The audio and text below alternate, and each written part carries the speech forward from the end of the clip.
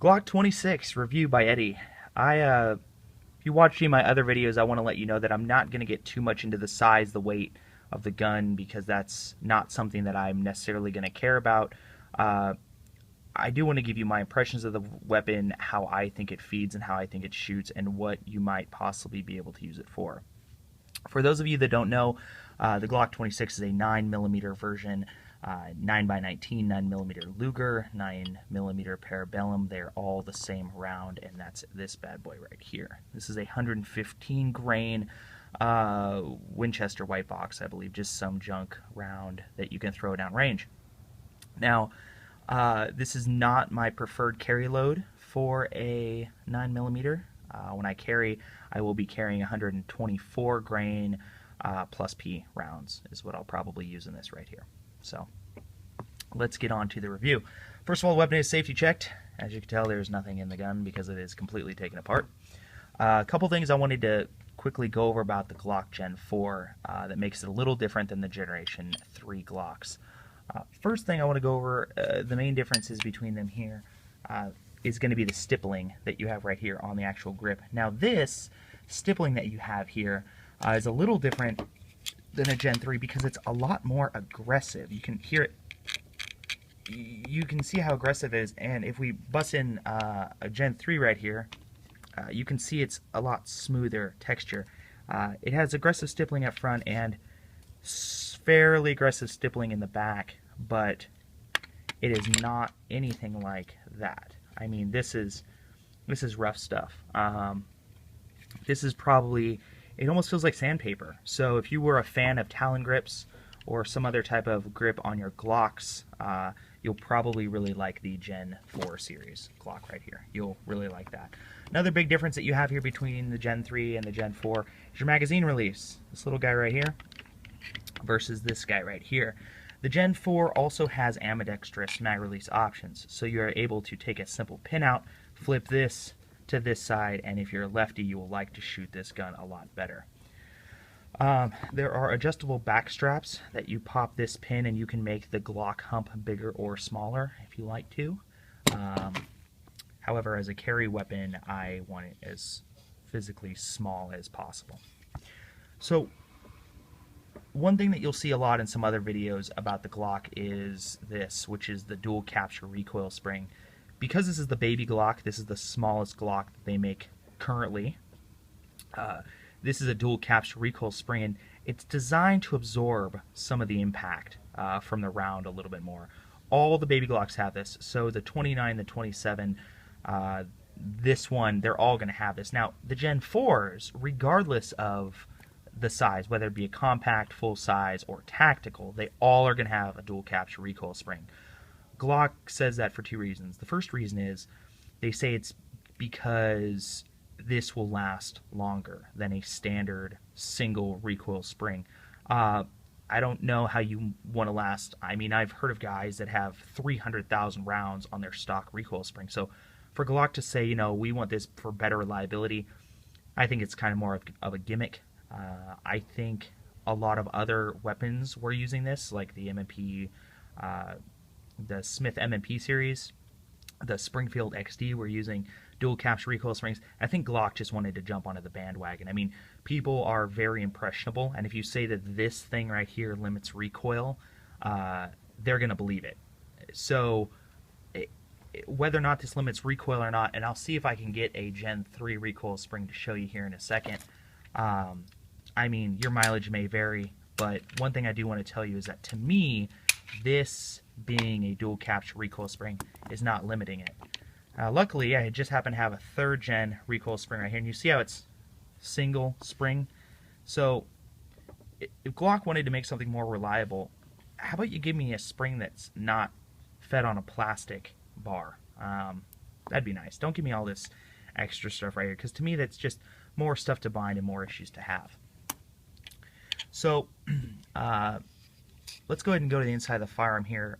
If you watch my other video on the car, you'll see me complain about the plastic slides, plastic rails that the frame or that the slide rides on. And as if you see here on this actually does have metal here insert into the polymer, so it slides here. It's going to go ahead and slide here on the back. Now, if you look at older Glocks, Gen 2, Generation 1, early Generation 3, the rear slide rails back here are longer. And Glock did that originally because to give the gun a little bit more stability, but found that you have similar actions, similar accuracy with smaller equals less weight, which means it's not going to be a problem. So I'm going to go ahead and put this back together here real quick. And while I do that, I'll go ahead and keep talking a little bit. So to put a Glock Gen 4 or any Glock back together, it's incredibly easy. You simply just put the barrel in, make sure it's locked. You take your dual capture recoil spring, put it in here, and you will lock it completely in there. Now, one thing I did want to say about the baby Glocks. At first, I thought I had an issue. I had a Glock 29, which is the 10mm. It was a 3rd gen, and I had a problem with this spring sitting not completely flush against the barrel, but on that second row. And if it happens to do that for any reason, on the inside of the slide, you might or might not be able to see it. Right in there, right there, you'll see some wear on it. And what that's from is it's from the spring catching on that and the gun not being able to be broken down. With the Gen 3 I called Glock, they said, oh yeah, it was a problem, went ahead and sent me out a new recoil spring. I didn't have a problem with it whatsoever.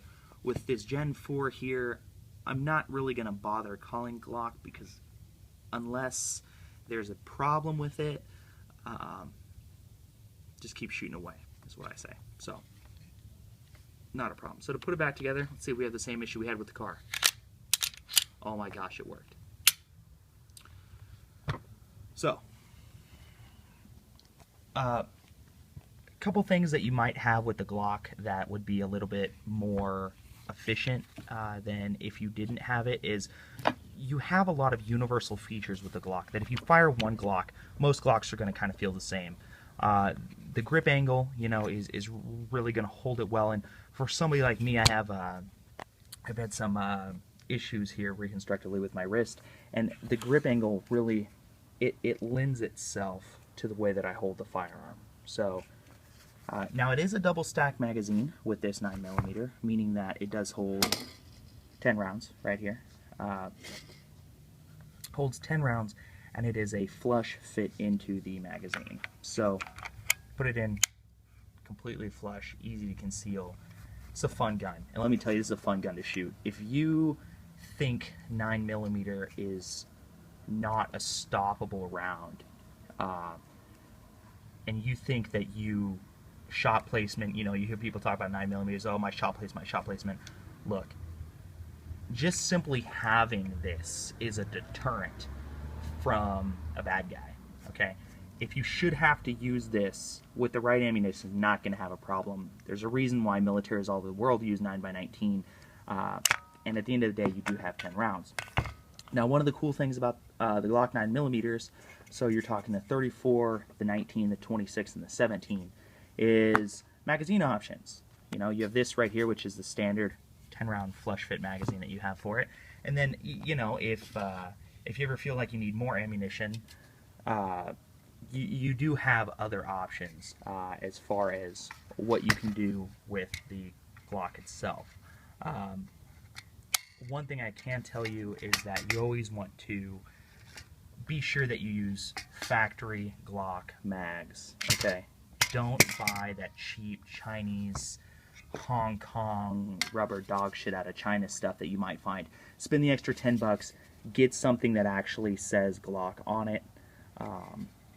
Make sure it's Glock. Make sure that you obtain these legally, or you've had them, or you live in a state that you can, you know, carry these. Yes, you could carry this technically. I mean, why do you need a second weapon on your ankle if you can strap this bad boy to your ankle right here? You know, so, for what it's worth. One downfall I did want to give to the Glock is the grip. Now, I noticed this when I was firing, but if you squeeze the Glock, that grip texture, I don't know if you can see on my hand from the stippling, that did get bothersome after about 100 rounds. So, Glock 26, 4th gen, very solid, 8 out of 10.